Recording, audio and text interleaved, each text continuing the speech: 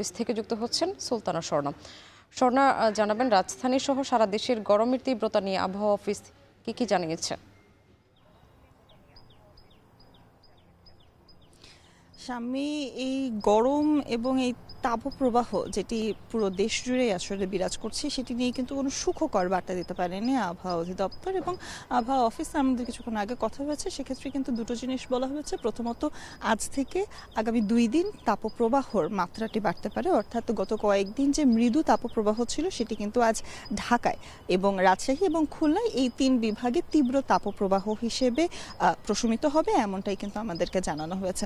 এবং তার পাশাপাশি কিন্তু আরেকটি বার্তা দেওয়া হয়েছে যে দেশের বিভিন্ন অঞ্চলে বিক্ষিপ্তভাবে যে মেঘ বা মেঘলা যে একটি পরিস্থিতি আমরা লক্ষ্য করছি, সেই মেঘলা পরিস্থিতিতে কিন্তু ময়মনসিংহ, বরিশাল এবং তার পাশাপাশি গাজীপুরের কিছু অংশ এবং সিলেটেরও কিছু অংশে বজ্রসহ মাঝারি ধরনের বৃষ্টিপাত হতে পারে এবং সেক্ষেত্রে শিলাবৃষ্টিরও কিন্তু একটি পূর্বাভাস দেওয়া হয়েছে।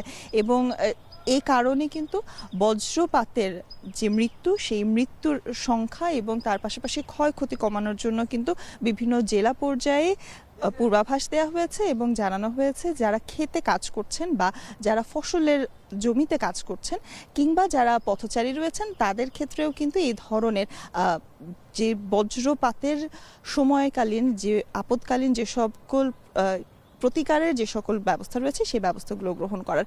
এবং সেক্ষেত্রে কিন্তু একটি জিনিস বারংবারই বলা হচ্ছে আবহাওয়া অধিদপ্তরের পক্ষ থেকে যে বজ্রর সময়টিতে কিংবা বৃষ্টির সময়টিতে খেতে খামারে কাজ করাটি থেকে কিন্তু আসলে এড়িয়ে যাওয়ার একটি কথা কিন্তু বলা হচ্ছে। তবে সেক্ষেত্রে আরেকটি জিনিস কিন্তু বলতে হচ্ছে যে বিভিন্ন অঞ্চলে যে বারংবারই বলা হচ্ছে যে বজ্রসহ বৃষ্টিপাত হতে পারে, সেই বৃষ্টিপাতের পাশাপাশি কিন্তু উত্তরে অর্থাৎ রাজশাহীর হাওর অঞ্চলে কিন্তু বৃষ্টি হবে এমনও পূর্বাভাস কিন্তু দেওয়া হয়েছে পাউবির পক্ষ থেকে।